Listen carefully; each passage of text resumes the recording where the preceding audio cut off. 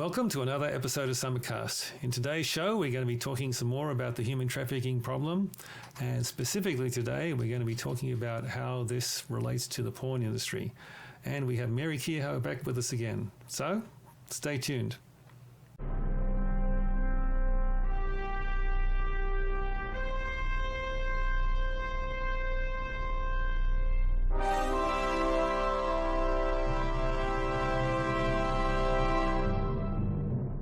Welcome to SummitCast. In today's episode, we have Mary Kehoe with us again, and we're going to be talking about human trafficking and specifically how this relates to the pornography industry. So, Mary, welcome to the show, and thanks for coming back. Thank you for having me again. So, one thing we didn't talk about so much in the last show was how this relates to the pornography industry and how that creates a lot of the demand for human trafficking. So, tell us about that.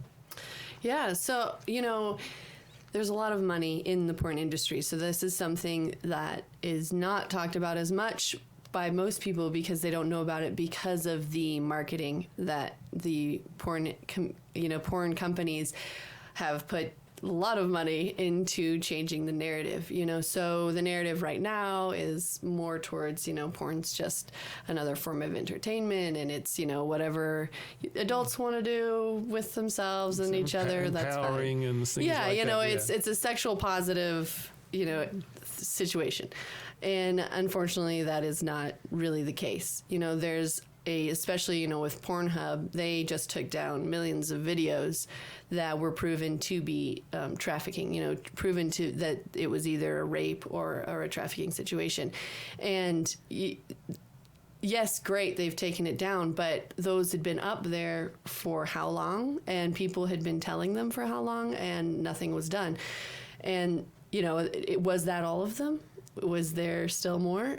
So not only is there the immediate problem of trafficking going on with these porn videos, and are these performers actually doing this of their own free will, or is there forced fraud or coercion going on? But then there's also the level of, porn is something that is addictive to many people, and it is like heroin where once you start, you don't get the same high off of, the same hit. With heroin, you have to take more and more to get that high. With porn, it has to get more dramatic, more drastic, more interesting, and that's when it starts becoming more violent.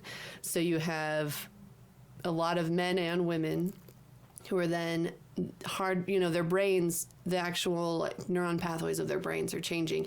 And especially if they're introduced to porn young. So then that, as that addiction becomes more ingrained and powerful, then these people don't have the same ability to enjoy an actual healthy sexual relationship with someone. With a real person. Or that's when they start to enact what they see in porn, so then they're becoming more and more violent with a partner, so then you've got the line they've of been trained that that's what's normal and that's what people do. Right. And not only is that what's normal and that's what people do, but they can't get aroused without it, without that edge of violence because of or even with a person at all. There are people that, who are addicted to porn who then can only be aroused through porn, and there's no human contact that works for them anymore.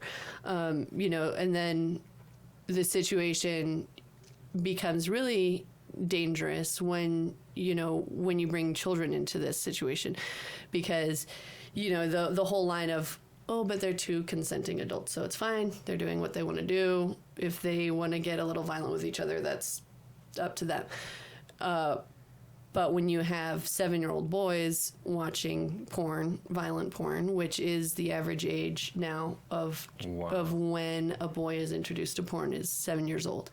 Wow. And the majority of porn out there that they find is violent. So then you have a child's brain, which is hardwired to see something and repeat it. That's how humans learn. That's how we grow and become adults, functioning adults, is through watching as children and repeating. You've seen that when you're talking to a kid and you're showing them something and you see them starting to move their hand without even thinking about it, because their body is trying to figure out exactly how you're doing what you're doing.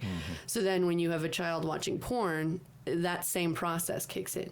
So now we have a huge problem of children sexually abusing other children, their siblings or, friends, because they don't know. It's gone in, and now the process is taken over, and they are repeating what they've seen done. And, I was talking to a friend of mine who is a nurse, and she's a SANE nurse, so the sexual assault nurse. Is that right? Sexual assault? Anyway, she's a SANE nurse. That'd be a tough job, I imagine. Yeah, very intense. Every time I talk to her, I'm just thank you for what you do. Everyone who is doing that, sexual assault nurse examiner is what that stands for. So, she said the thing that surprised her most was how young the perpetrators were. And even using the word perpetrator is Right. so odd, because you're talking about, an 11-year-old. Wow. So, yeah, and then the parents, she said what she found was usually, the parents had no idea what was going on. This happened, and then they found violent porn in either on the phone or somewhere where the child was getting a hold of it. So it seems pretty clear that there's, that line, and that it's completely horrifying. And that this happens to, like you said, the perpetrator being of this age when, like when I was growing up, 11 years old, you don't know anything about anything at 11. So it's how extreme our culture has gotten in this regard. Yeah, and part of it is how easy now it is to get a hold of porn. When we were kids, it was, like some magazines or, Right, the adult section of the rental Right. video Yeah. store, and now it's super easy to get a hold of. It's online everywhere, and it's for free. It's in your pocket. Yeah. Everyone's got a phone. Yeah. So, and the extent of it, it's free, it's there, and it's usually very violent. So, I think that is the three things that make it so different from when we were kids. And that's something that a lot of parents don't understand. There's the idea of like, oh, well, never did me any harm, Right. and it was like, well, the situation of your childhood is different than today. Right. So. People have no idea. I had no idea until I, heard this. Yeah, a great documentary. The first thing, what introduced it to me was this documentary called Our Kids Online. And I actually interviewed the filmmakers, and they're just wonderful people. So it's Rob and Zareen and their parents, and they were looking into when their kids got to an age where they were asking for phones and trying to figure out what they could do to keep their kids safe online. So they started actually looking into all of this, and were just shocked at what they found. And they're filmmakers, so they documented the whole thing and talked with experts and from all different places, and talked to kids as well. And that, I think that was the scene that made me cry, was they're interviewing these teenagers, and what they were asking and what the kids were saying they had done in like kind of just a jokey, proud, they were like, oh yeah, I've had that done to me. And you're like, they don't even understand how violent and degrading it is, because it is something that, like, well, if I'm going to be cool, I better let a guy do that to me. Right. And, and it's not about being a prude. It's about it's about safety. It's about, are you being exploited? Are you being trafficked? And what's going to lead to what? And it is completely a sex negative, and that when they talk about it being so empowering, it's usually, it's addictive. So then you can't have a healthy sexual relationship with someone else. And then that leads to, a whole bunch of they interviewed, addicts who recovered porn addicts, and they were saying what they went through emotionally and physically, and coming out of it. And one man was saying that, when he's had 2 kids, I think, at that point, and the first one was when he was like seriously addicted to porn, and the second one was after he'd recovered. And he said when his first child was born, he didn't feel anything. He said he didn't, you'd eat food and it wouldn't wouldn't matter. You wouldn't taste it. You wouldn't enjoy it. You know, he felt absolutely nothing when his child was born because that much of his brain had just been shut down, you know, and then like rewired. And so that when he recovered and you know, the long journey away from addiction, or out of addiction, he said the amount of emotion he felt, you know, when his second child was born and just, you know, he was crying. I'm crying, you know, everyone's listening to this story. And I just am so grateful to the people, you know, in these documentaries and these recovered addicts who are talking about this, because it is something that's so hard to talk about, something that's so taboo, you know, because you've got both sides. You've got the people who are going to judge him for watching porn, and then you've got the people who are judging him for talking about it and acting like porn's bad. You know, it's like, well, you just got carried away, you know, like what's the problem for you, but not everyone else. So stop ruining it for all of us, you know. So I just think these people are so brave to even to start to change the conversation. Yeah, the image of the porn is so kind of, it's benign, it's harmless, it's empowering, and you know, and but you know, you talk to people who are addicted to pornography, and you know, it's terrible. I mean, it's as hard to kick as any drug. It seems like. Yeah. Dopamine hit. Yeah, and it's meant to be that way. You know, they know the line that they have to take you through, and it's actually used as a grooming tool for, you know, both. It's used to groom the victim, but I think it's also grooming the buyer. Because if you have a child at 7, if you have a boy at 7 who's being introduced to porn, and it's exploiting him, you know, even if nothing's happening to him, it's going in, it's changing his brain chemistry. And then what is he going to do as an adult? You know, he can't have a healthy, you know, so is he then going to become the buyer and be abusing, you know, prostitutes and survivor, or, you know, so it's... That's what the tobacco industry. I mean, the tobacco industry found that if people started smoking after the age of 20, you know, they could give up. But if they got them when they were teenagers, when they were kids, it was very that you'd have a lifelong customer. And so that's why Joe Camel is, you know, a cartoon character that's targeting kids. That was their target audience, because that would give them a lifelong customer. And so the porn industry knows that. Yeah, so it starts not to be just what 2 adults are doing is fine. You know, it's the buyer of it is just as exploited as I won't say just as exploited, but oftentimes the buyer is either exploited through, you know, being groomed by porn and it being violent and it becoming addictive, or you have a lot of buyers and perpetrators who are traumatized themselves, who had it done to them.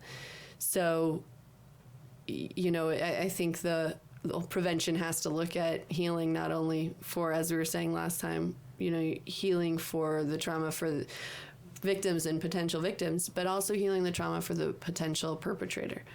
You know, because if you are a happy, confident, healthy human being, you're much less likely to go into, you know, perpetrating these violent acts against another human being, you know, and against a child. So, or needing to watch that, or wanting to watch that. Yeah. So if we can stop just doing the judgment and you're horrible and now go to prison where you'll probably be, you know, slave labor and that, you know, if we can actually start to heal. You know, it all comes down to healing trauma. Yeah. Well, I think, I think there needs to be an awareness that porn is an addiction like heroin or, you know, alcohol, you know, and it needs to be, that kind of needs to be how people look at it in general. Yeah. There was a study that talked about addiction in general, saying that it is, you know, you're much more likely to get addicted to something when you don't feel community, when you don't feel connected to another person, you know, and that's why, you know, they're talking about the high executives, you know, who are getting paid so much money, and they have, you know, they've got the wife, they've got the kids, they've got, you know, they've got the perfect life, so to speak, but they're not actually connected to any of it. And then, so you have these really successful people who are then also super addicted to, crack or heroin or, something.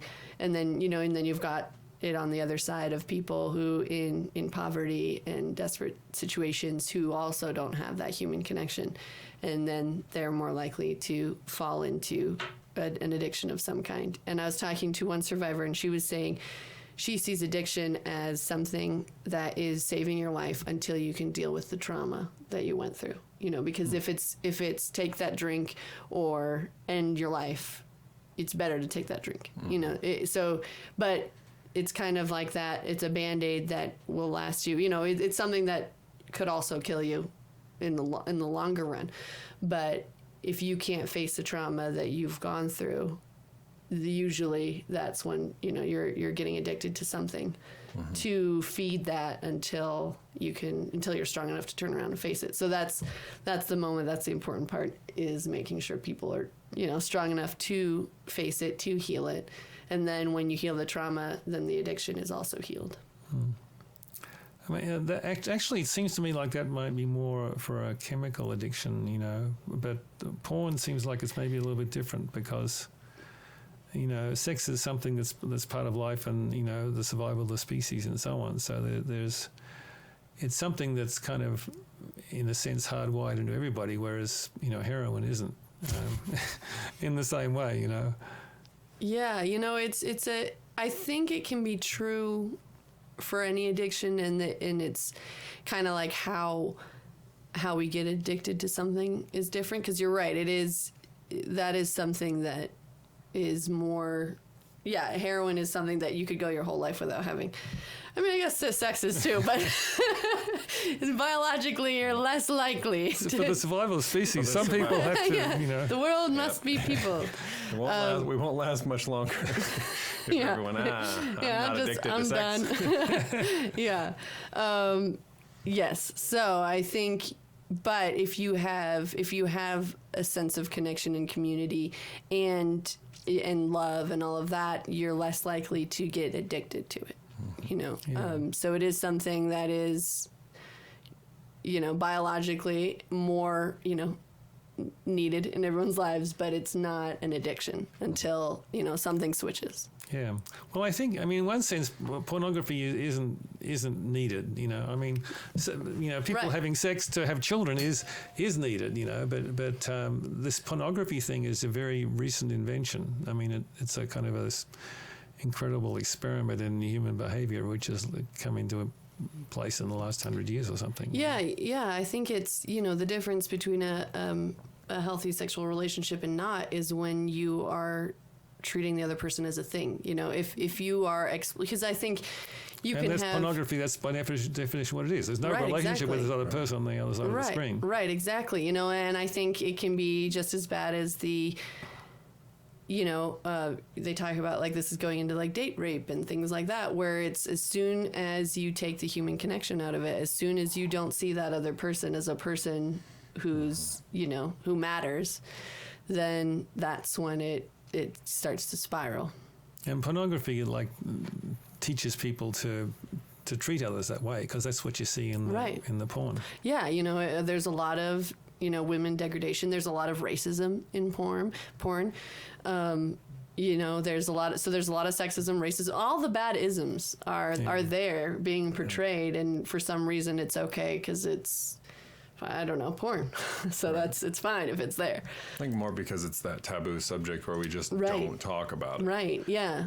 And the more taboo it is, the more it helps, because that gets into the part of the brain that's like, oh, this is interesting. This is, so that's part of that addiction side that we're talking about, where it's like, oh yeah, now I'm going to watch the racist one because I'm not racist and that's really bad. But it's hitting that spot of like, this is something outside of my life, and okay, now there's a little bit of violence, and isn't that exciting, So yeah, it's definitely a slippery and dangerous slope. Do you think there's I know I've heard talks of how can we create new laws that would limit porn's ability to exploit children. And I know they've talked about having that websites must require like credit card authorization or something that proves to you that proves to the website that you're an adult, so that at the very least we're not grooming children towards this behavior. Right. Yeah. I think that's important. And then I think also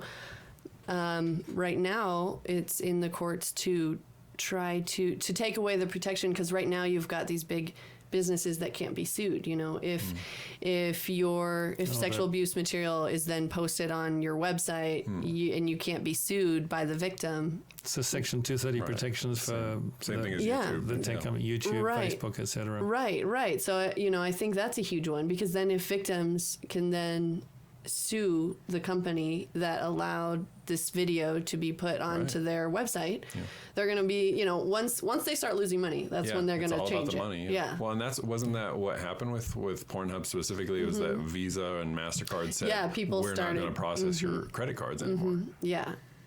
As soon as you start to hit their bank, then that's when because it became a social taboo for Visa and MasterCard, where people are saying, why are you allowing all of it, profiting off of child trafficking, basically off of this sexual abuse material.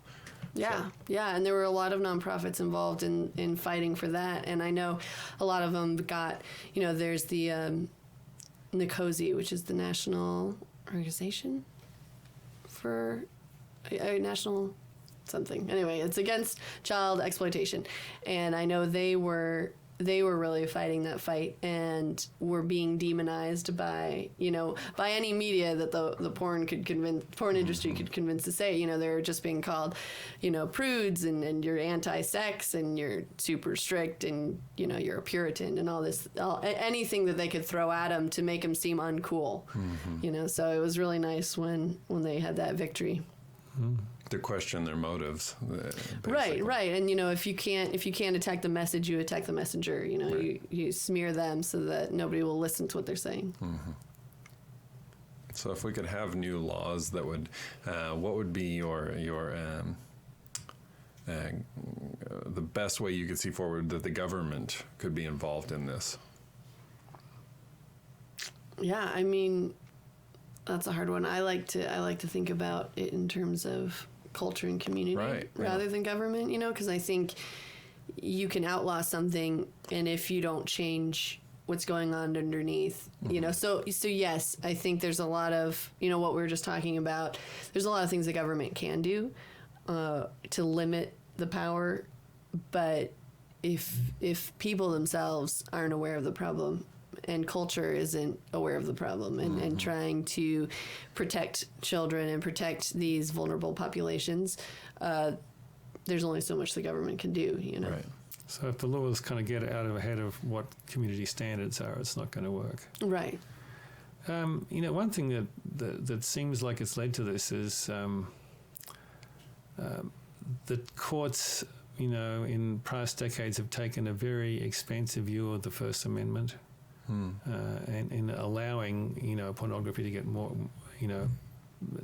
to be like protected under the First Amendment. And the rationale behind that is that there isn't a victim, I guess, but then there is really a victim, and I mean, if you take a very libertarian approach, then you say, well, heroin and crack and everything should be legal because there is no victim, but we do set boundaries, and we have legal boundaries for these things, and it seems like that's appropriate. Yeah, what I think a great model is, what some of the other countries have done with prostitution, where you are prosecuting the seller and the buyer, and then the prostitute is given any help that they might want to get out of that life. So then you have, because the two people who have power in the situation are the buyer and the seller. So I think the same thing could be said for porn, with, looking very hard at, where are the victims in this situation? Are any of these people being forced into this sexual act that's being filmed?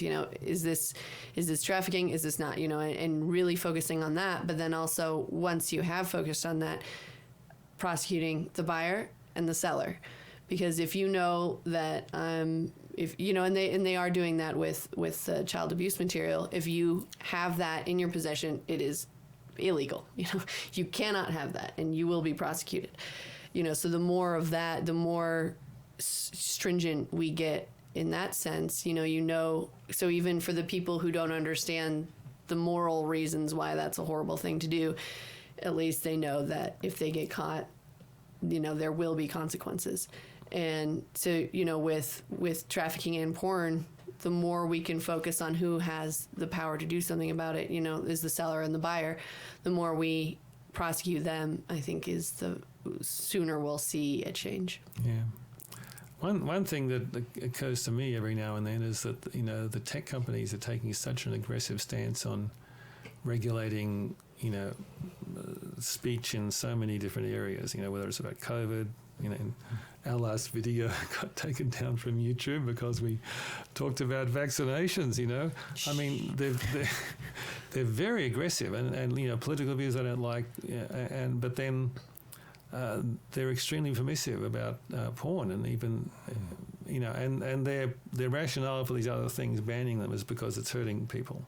Right. But this is really hurting people, and they're totally allowing it.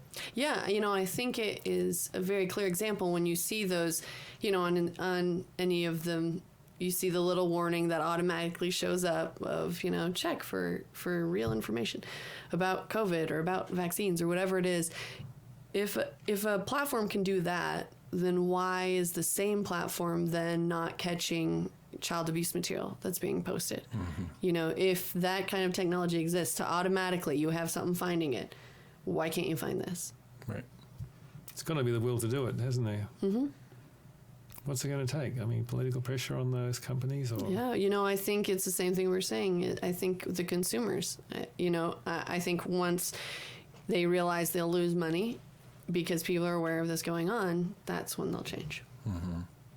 Yeah, and the financial aspect of it, if you can get Visa to say, okay, we're not going to support your company any longer because clearly you're in support of things that we can't be associated with. It doesn't even have to be that they're morally on the high ground. It's that it's going to hurt them financially if they don't comply. Mm-hmm.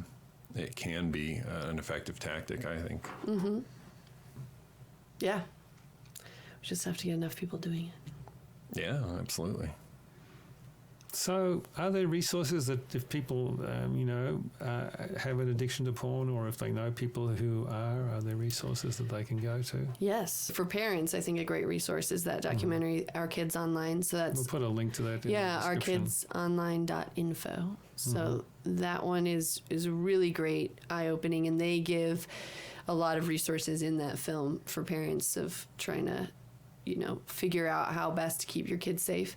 And I know that there are a lot of resources as well for recovering addicts, so I think we can put some links in the We'll put some show links notes. in the description. When I really first became aware of this was when Neroli was writing her book about addiction.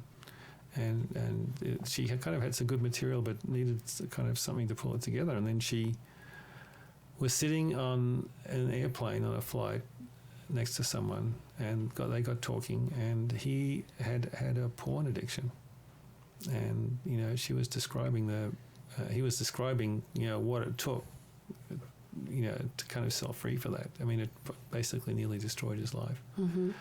And he couldn't be he couldn't work on a computer still. He was still that in the point in the stage of recovery, but he was doing well. And he told his story, and he told this interesting story about one time he had this sense of this like beast, with its hand on his shoulder, which was like what we would call the entity, a very good description of what the entity is like, and this kind of non-physical force that's behind this addiction. So, and a lot of the things that work for other addictions will work for that too. And we'll put some links in the description. But even things like getting balance in your physical body can help, like the brain chemistry. Physical exercise. I came across this one study that was very interesting It was a study with university students who were fairly heavy marijuana users. And half of them, they got to do like 20 minutes of exercise 3 times a week. And the other half didn't. And those ones cut down their marijuana use by 50%. Wow. And they weren't trying to quit. Right. It just, they had less desire for it if they actually got some exercise. So, the usual things that work, mindfulness can be very good. 12-step programs where you have, peer support and so on. Mm-hmm. Yeah, So, a community. yeah. I've heard that drug abuse is quite common in the porn industry as far as being used to exploit people to that next level, like people who perhaps wouldn't consider being an actor in porn, but then people will use drugs to get them over that barrier, that inhibition barrier. Is that? Yeah. I mean, even just in Hollywood, you look at, I don't know how much of it's going on now, because we have to wait 20 years till the biographies come out. Right. But, look at the classic Hollywood, the uppers and downers that actresses would be put on. So even just in that setting, you have that going on. So I'm sure it's even more so. Mm-hmm. Yeah. And drugs in general, I think, for kids, because, most of my peer group, by the time they were 14, were consuming drugs, and it does have that effect on your sense of morality or right and wrong. So I wonder if that could be an aspect of how to help these kids to prevent further, radicalization in whatever aspect of their life. Could be fighting the drug abuse. Mm-hmm. Yeah, and figuring out why kids were drawn to it in the first place. Right. It must be hard to be a parent and bringing up kids in this kind of environment. Mm-hmm. You've got a few years to go before you. Yeah, exactly. Yeah, my 2-year-old. We'll see. No, I think it's especially from the porn aspect. I fear my child's future because it's going to be so locked down from a technological perspective. It's like, because I know exactly how to lock down a device. So Yeah. What do parents do? How do parents find out what to do to keep their kids safe? Yeah. So that documentary has a whole bunch of resources, but I know there's definitely, obviously talking to your kids and finding out, and one of the things that the documentary talks about is not having any phone use in private areas. Not, like phone or computer, all of that is in the living room, kitchen, dining room, somewhere where it's public. Because a lot of times, if you don't know what app your kid's using in the bedroom, who your kid's talking to, you can't see what's happening. And that's when, it doesn't even need to be, the perpetrator doesn't need to be there. They're online, just send me a picture, or let's just do a video. And then that's a good rule. That's a simple one. Mm-hmm. Yeah. And checking your kid's phone, and now they've gotten, I think there's an app, and I can't remember what it's called, but it hides other apps as a calculator. So, getting to know, researching that kind of thing. So it's not just like, oh, okay, I've looked through my kid's phone, it's fine. Or children will delete the app, and then when they want to use it again, you just re-download it, so your parent won't see it on there. Yeah. Okay, yeah. So knowing those kind of tricks, but also talking to your children, so your children don't feel the need to hide these things from you. I think that is a better way to go than trying to the battle of the wills with your kid, because they'll probably know more about technology They're than we do. always going to figure it out. Find out another way to get through. So the technological solutions aren't really going to do it. They can help, I would think. Yeah, I think they'd help, but I think the biggest thing you can do is build trust with your children. And I think talking to them, having that open communication from the very beginning. You don't want to be starting the conversation when they're 11, when they're 14, 16. You've missed the boat for open communication, because that's when they're going through so many new changes. So if they don't already feel comfortable talking to you, it's going to be an uphill battle to try and talk now when they're not sure who they are. Right. I know I've heard relating to sex pedophiles that they have been they found that by de-tabooing it, taking that stigma away and allowing the people who are addicted to pedophilia to feel like they can talk about it with a professional, with someone who can kind of guide them through that they can actually heal from that desire, because society says, yes, pedophilia is evil, it's wrong, it's immoral, and so you shouldn't do it. And yet that just drives these people further underground and further down this rabbit hole of obsession towards porn or towards child porn or something that will allow them to experience that, instead of if they felt like they could talk to a professional and felt like they could kind of work through that, then they could actually come out the other side without this. Right. And I think that's the balance that needs to be struck, because then there's also the other side of de-tabooing it to the point of it's just another... Right. It's just another sexual preference, which we have to respect. Exactly. Yeah. Right, exactly. Yeah. So how do you talk about it and make sure people feel comfortable coming forward so that they can heal without talking about it to the point of, well, it's okay. Right, like an anonymous hotline or something where you can call in, like just with suicide, the same thing, where you can have a hotline and you can call. If you're feeling this way, call. We're not going to send the jackboots in to arrest you. Let's talk about this and see if we can come to a healthier place. I don't know. Well, and with pedophilia, a lot of those people are people who had it done to them. Right. Yeah. So, and of course that comes into, hurt people, but that's not an excuse. Yeah, it's kind of, because you have people who have been through horrendous trauma that then heal and they don't ever do it to someone else. Yeah. So you've got to go through the healing. Right. Yeah. Right. And so it's something that helps you understand another person.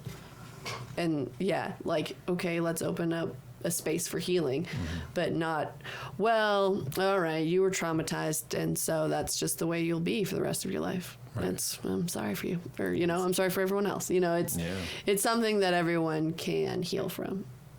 Yeah, but there still has to be accountability. Right.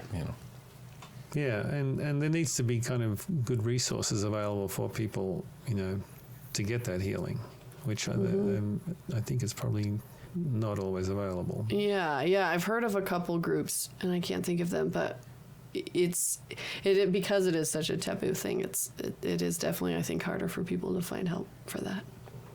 Well, I think we can wrap up there. Probably we'll put some links to resources in the description, and. Once more, if you feel like you want to support someone who's doing work in this field of preventing child trafficking, Mary would love to hear from you. I would. Shine a light. What's the URL? Yeah, shinealightnetwork.org. Yeah, volunteering or donating, however you want to help, I would be very grateful. Okay, thanks for joining us. We'll see you again on our next episode of SummitCast.